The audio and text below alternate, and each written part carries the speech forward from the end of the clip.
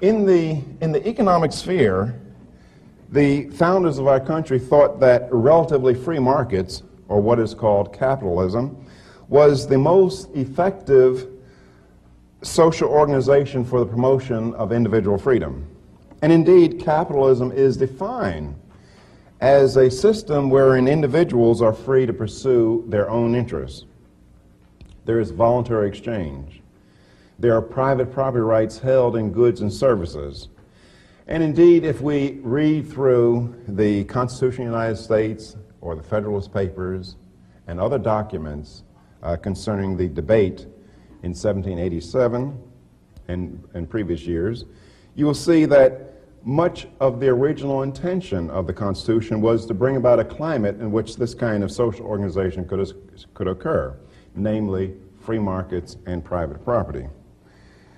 Now, the great benefit of free enterprise is that through private ownership and control, it minimizes the capacity of one person to coerce another. Moreover, the coercive powers of the state are minimized. The powers of the state are limited to what I consider the legitimate functions of the state, such as protecting you and I from international thugs violating our property rights and our freedom.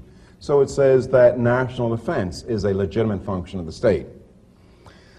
Another legitimate function of the state is that we should be protected from domestic thugs confiscating our property. So we should have police services at some level of government. Other legitimate functions of the state are that of enforcing constitutional order, the adjudication of disputes, and the provision of certain public goods. Public goods in the sense that economists use the term, that is, those kind of goods that benefit all of us, such as typhoid eradication. Now, these legitimate functions of government are those for which we should be taxed. We each should pay our share. Now, for the past half century, free enterprise and limited government and what it implies has been under unrelenting attack. Americans from all walks of life, and I stress all walks of life, whether they realize it or not, have demonstrated a deep and abiding contempt for private property rights and individual freedom. And I believe that free enterprise and individual freedom and private property rights are threatened today not because of their failure, but because of their success. That's somewhat ironic. That is, capitalism has been so successful in eliminating the traditional problems of man, such as disease, pestilence, gross hunger, and poverty, that all other human problems appear to us to be at once inexcusable and unbearable. Now, the desire by many Americans to eliminate these so-called unbearable and inexcusable problems has led us away from the basic ideals and principles upon which our prosperous nation has been built.